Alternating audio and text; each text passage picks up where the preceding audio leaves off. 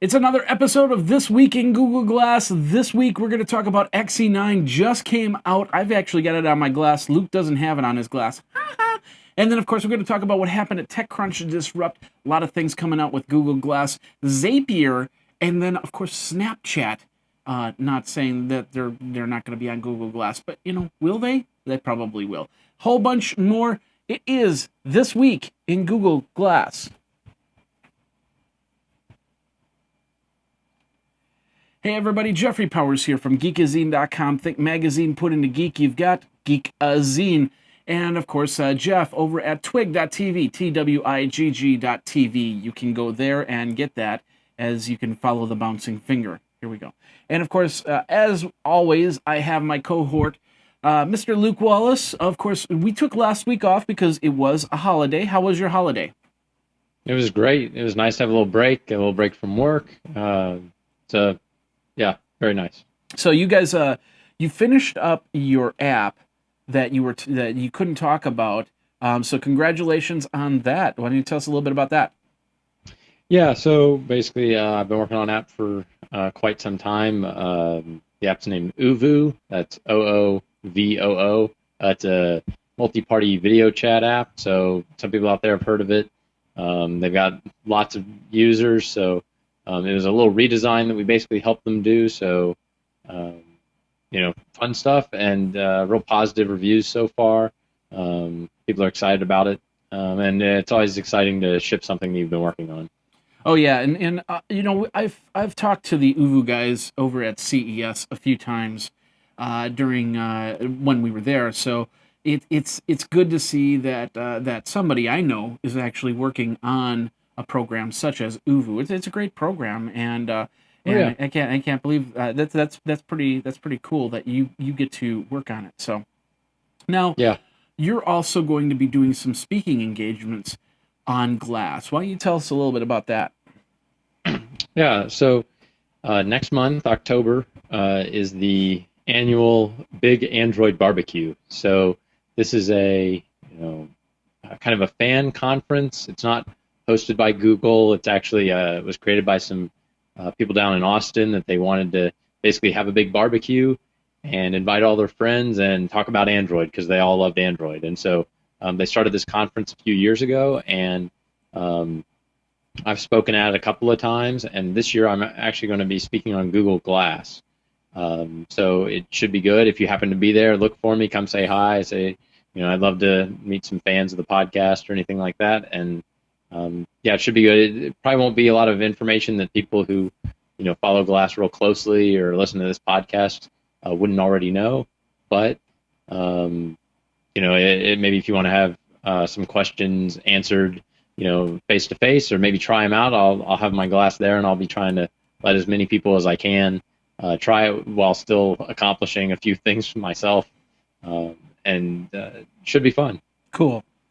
I can't wait to see what happens. And maybe, let me know the dates on that, and maybe I'll come down in the next month and come to that event as press, and maybe even cover it. So Yeah, I think it's the 11th through the 14th, but I don't remember. I know it's a Friday, Saturday, Thursday, Friday, Saturday. It kind of starts with a pool party Thursday night, and then all day Friday and Saturday basically is conference stuff. And they have vendors from all over, lots of Android swag that you can buy, and like real good barbecue. Should be really good this year. And yeah, so it's always a fun time. Lots of Android people there. that's cool. So That's cool. Well, I don't know if you noticed this, but of course I've got my fourth pair of Google Glass back. Let me pause this for a second. As you were talking, I was flashing some of the pictures that I took around Madison this last weekend. But yes, my fourth pair of Google Glass has finally showed up, and we had a fun little conversation, and I did a big post up on Google Plus about this. And I had a couple people basically say, "Oh, you're a crybaby," blah blah blah blah blah. And the reality is, I paid $1,633 for this. I also basically paid or spent a lot of money going to get this pair of glass when I can't get the customer support that I'm expecting from something that I've paid over $2,000 for, I will complain about it. It's as simple as Yeah. that. In fact, and I was talking to Jennifer about this. You know, this pair of glass, if I wouldn't have paid for this pair of glass this summer, I would have had the money to go to actually TechCrunch Disrupt, which is one of my all-time favorite events to go to, because I get to meet up with startups. I get to interview people that have new ideas. I get to go to the hackathon, and I get to find out. And I would have, I would have had an awesome time, but I couldn't find the sponsors to get me there, and of course the money that I usually to get there I usually use I put into glass. So I have a little bit of right to complain about how the customer service was. But once I posted that up, I got some the one of the Google Glass support guys called me right up and said, "Oh, Google Glass is on its way. It'll be there in the next day or two. So please hold tight." And then of course the next day got a knock on the door from UPS or FedEx or wherever. Yeah, I think it's UPS. And of course my Google Glass. Now this one's a little different because this time I've done what's called the tape method, and I've taken a piece of packaging tape and put it over the button.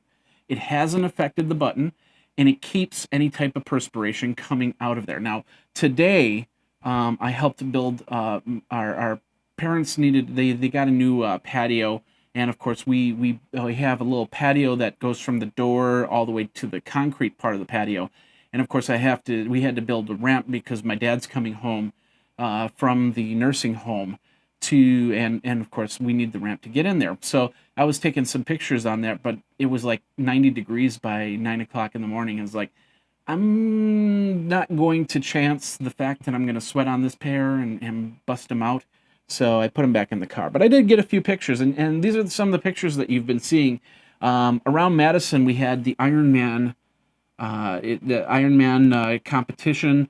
Of course, Ironman, they swim, they bike, they run. And of course, in Madison, Wisconsin, you have two big lakes to swim on, a lot of places to bike on, and a lot of fun to run, a lot of places to run. So I went up on the Capitol and not only took some pictures of the Capitol Square from the Capitol Rotunda, because you can go up into the observatory area and actually take pictures from there, but I also took a whole bunch of pictures of around Madison and Ironman. And then, of course, the deck, which I'll show you a little bit later as we go from there. So anyway, any pictures that you got there, Luke?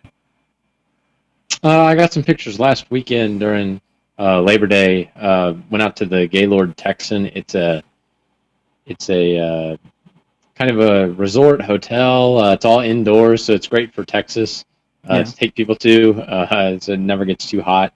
But yeah, so I got some pictures out there. They have kind of a little river walk area and a bunch of little streams kind of running through the hotel and things. And I posted a bunch of pictures up on my Google Plus, and they're in my Through Glass album. If anybody's interested in looking at them, so that album continues to grow with just interesting places I've been and all the pictures I've taken through glass. Yeah, and I've hold on a second here, having a small little technical difficulty, and I'll post them up. I'll show some of the pictures as we go, and go from there. I think we had a small little quirk in the audio, so I apologize for that. If you're listening over on, of course, Stitcher or iTunes, thank you very much for listening to the audio. Of course, the video up on YouTube over at youtube.com/Geekazine or at twig.tv, TWIGG.tv. All right, let's get into the news for this week. And we're going to start with the fact that we got an upgrade apparently today in XE9. Why don't you tell us a little bit about XE9, Luke? So just came out today. So this is breaking news on Google Glass. Dun, dun, dun.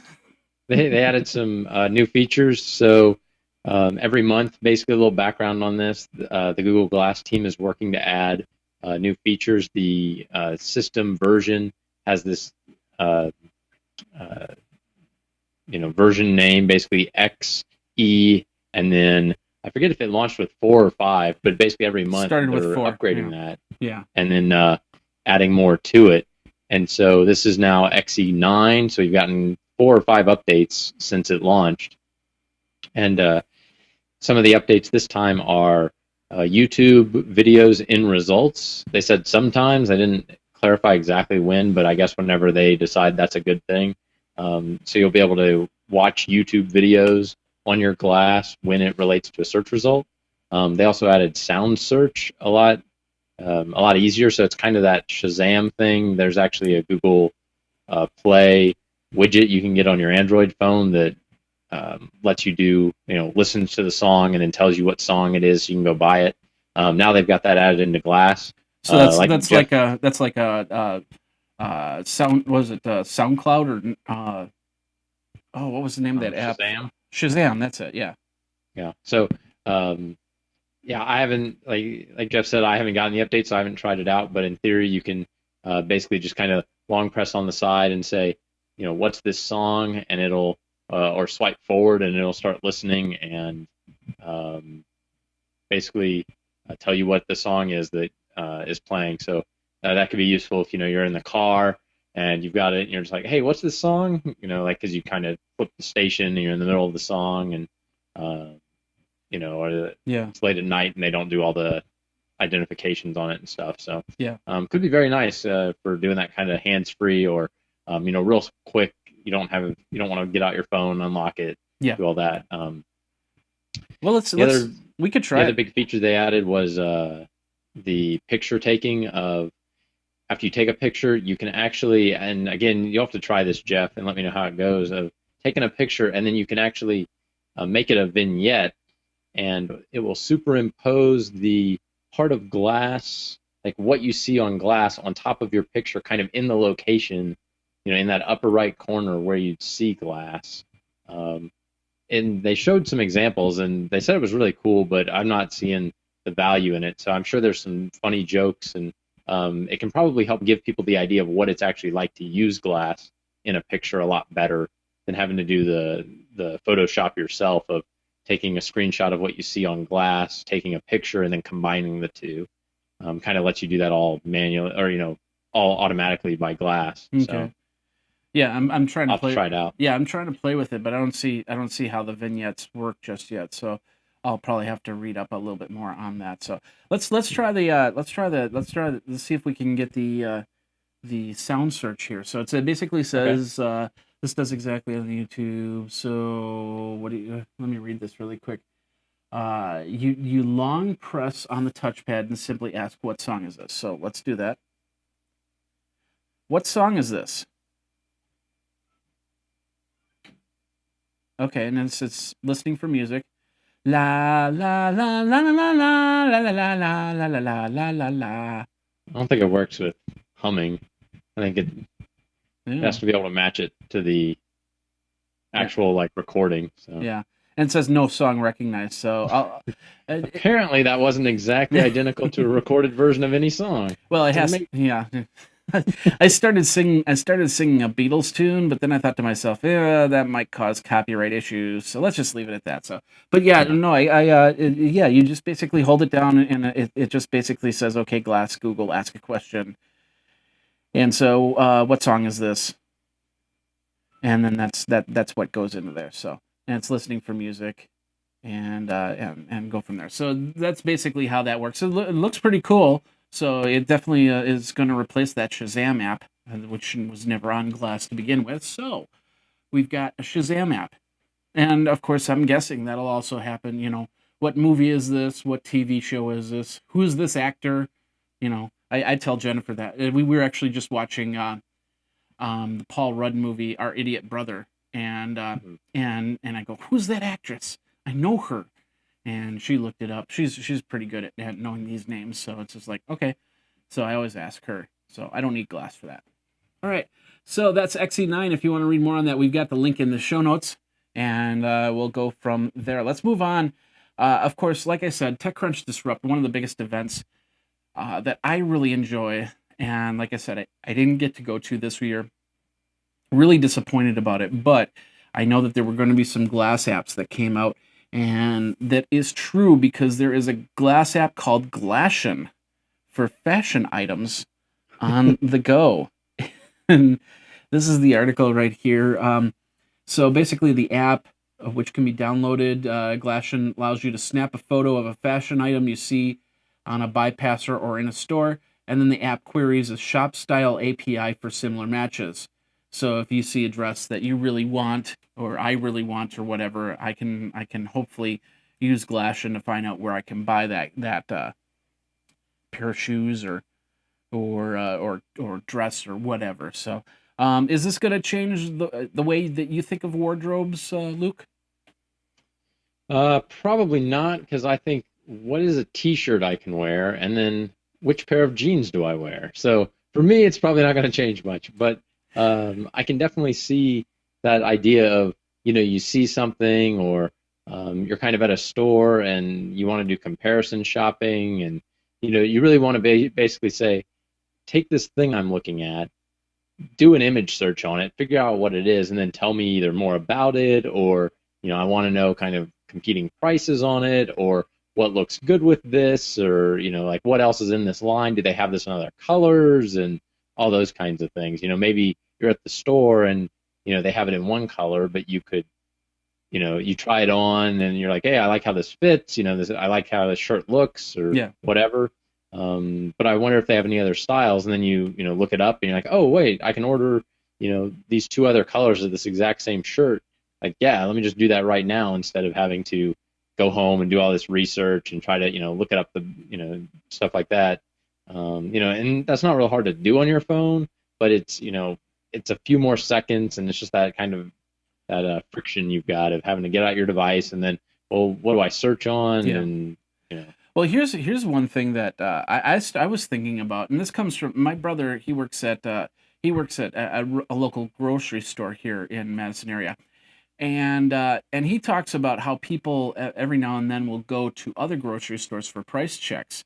And at one point, they were pulling out phones, and people were and employees were coming up to him and saying, "Hey, you can't pull out the phone. We know what you're doing. You're price checking. Get out of the store." But what if they had a pair of Google Glass? You could literally give somebody a pair of Google Glass and say, "Okay, go into a store and take a picture of this, this, and this." In fact, there's an app on iOS and Android that I'm subscribed to it, but I can't remember the name right offhand. But basically, it tells you, okay, there's something that's happening on the intersection in this area in Madison. Go there, and we'll actually pay you to take a couple pictures of it, and then hmm, and then come back. This is an app that's been around for a few years now, and like I said, the name is escaping me right now. But you just basically get paid like $2-3 to take a picture of if they're doing construction, and then they put it into their database. Hey, construction is happening here at this point in time. So it's actually pretty cool. I can't wait for Glass to have that type of interaction. But getting back to this app here, I think it's a great app. I don't know if it'll work that much for me or for you, since we just say, "Ooh, cool shirt." But on the other hand, maybe we're watching an episode of Big Bang Theory, and Sheldon comes out with a brand new T-shirt, and we go, "Ooh, I want that shirt." So you take a picture, and then send it off, and find out where you can get that shirt. yeah, that's a really neat idea. So, but that seems to be the only one that came out of TechCrunch. Did you hear of any other hacks for Google Glass? Um, I don't know. I heard some stories about Disrupt. There were some bad articles that came out of it about some Yeah, stuff that went on, but I don't remember hearing anything else about Google Glass. yeah. So I I'm actually, sure there were. I hate to. If somebody out there wrote something and they're like, I wrote something and no one noticed, it's like, hey, send it in to us. Tell us, we'd love to hear about it directly from you. We can maybe have you on the show, and we can do an interview and talk to you about it. So exactly. I've yeah. I've been to the hackathon, and I'll tell you, this is what happens at a hackathon.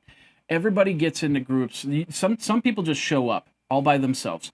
Come in, they pay like $2,500, and then they get in with a group of other people, and then they develop an app, whether it be a web-based app, an iOS-based app, or a hardware fix or something like that. There's several different prizes, from the different sponsors that you can win, and some of these apps are pretty ingenious. Like last year, there was one where how you get those little discs when you were waiting for your table. They had an app that actually just used your phone to turn that into the disc, and then of course that vibrated when your table's ready. So this year they expanded it. Last 2 years ago when I went, it was like 120 different hacks. And last year about 150, but this year they hit over 250 hacks that went on during the hackathon.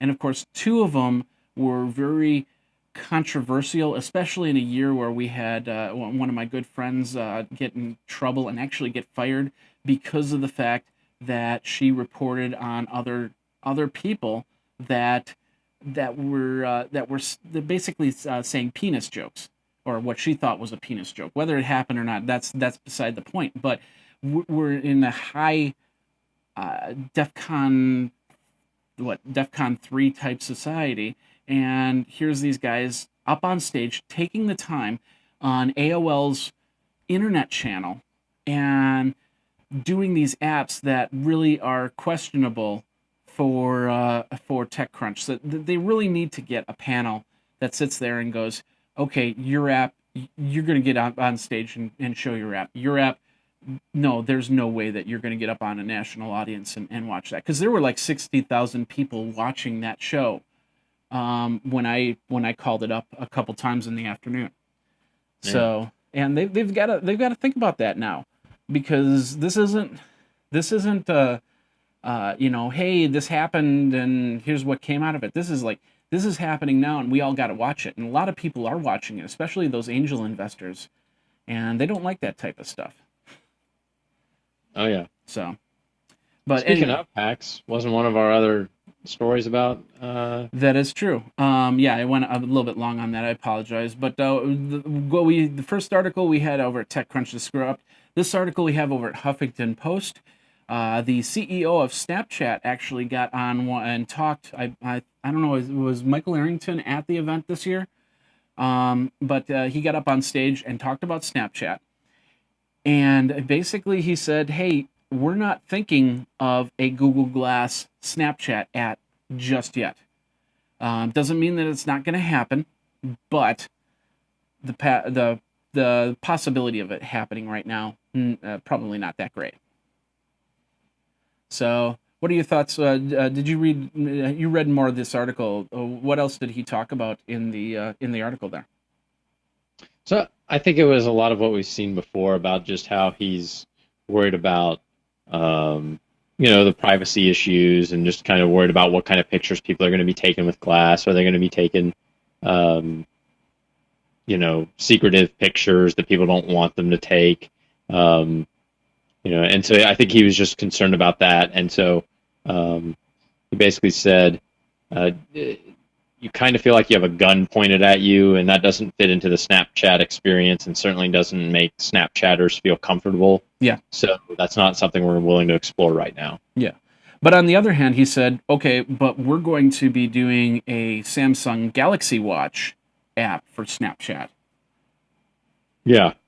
So I think that's because it's a view only. And so he's saying that they want people to be able to see stuff on Snapchat as quickly as possible, but they're more concerned about people Snapchatting pictures using Google Glass. So, now does that make a ton of sense? Because you can also use Glass to look at pictures, and it's like, well, how about you add in the part where I can look at them on Glass, and then you could always make it where you don't want people taking them with Snapchat, or, using the pictures for Snapchat, but you could at least see them on Snapchat. And so, like we've said on a lot of other things, like it's very early in the life cycle of Google Glass, so it's not even technically out yet. So you may not have a pair and not really know what it's like, and what it's like to be around people that have them. So It could change. Yeah, definitely. And well, it depends on what happens with Google Glass once it comes out. They might answer all the questions, and then Evan Spiegel just basically goes, okay, we can put Snapchat on here, but we'll see what Yeah, happens. yeah. So, in the meantime, if you want to read more on that, go over to HuffingtonPost.com. Last article of the day, we're going to talk about. We've been debating of the name of this. I call it Zapier, and you call it Zapier, right? Yeah, yeah.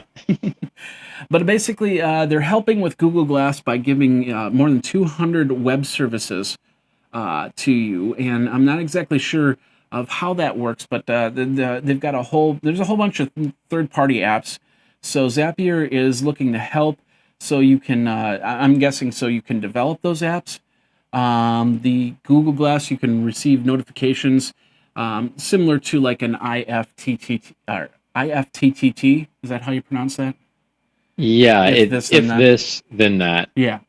So So you'll be able to do a few other things, and if you get something from Glass, you can port it over to Twitter or Evernote or your Dropbox or something like that. So yeah, it's kind of a macro.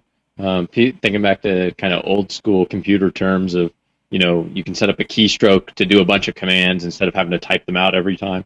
It's the same kind of thing, and that's how they compared it to if this, then that, yeah, which basically connects a bunch of different APIs together with really simple rules. So okay, when I tweet, post on my Facebook, that kind of thing. And so what they've done is they've added Google Glass to that. So you can say, oh, if I am tagged in a picture on Facebook, send that to Google Glass, or they could do things like that. Yeah. Basically, they're just kind of connecting it.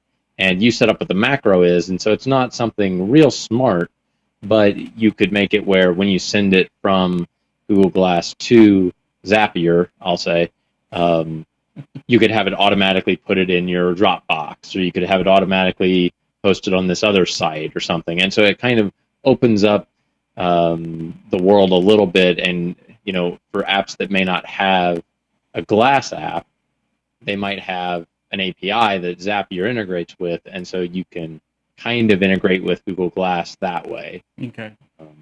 Well, that's cool. If you want to read more on it, go over to thenextweb.com. Especially if you're a developer, that's a great way for you to possibly get your information back and forth and go from there. So that does bring us to the end of the show. And of course, we got lots of great articles there. I'm glad that we're really pushing forward with Google Glass. Of course, if you want to find out everything about the show, go over to twig.tv, twigg.tv, or thisweekingoogleglass.com. Either way will get you there. I'll pull up the website really quick. And of course, we have last week's article, our 2 weeks ago podcast on there. So go over there and subscribe and get on the iTunes and go from there. My name is Jeff, Jeffrey Powers from Geekazine. You can find me at jeff@twig.tv. And Luke? Yeah, I'm Luke Luca on Twitter. That's LukeLuca. Or you can find me on Google Plus, Luke at twig.tv. That's TWIGG.tv. And all our contact information is there. We'd love to hear from you. And yeah, if you've written app for Glass, or maybe you just found something really cool on Zapier or something else where you wanted to, you were able to connect something up and do something, kind of interesting with it, let us know. We'd love to hear about kind of what you figured out and promote you on the show. All right. Well, thanks a lot, Luke, for the show, and we will see you next week on This Week in Google Glass. Luke, my name is Jeffrey Powers. Thanks a lot for watching, and take care.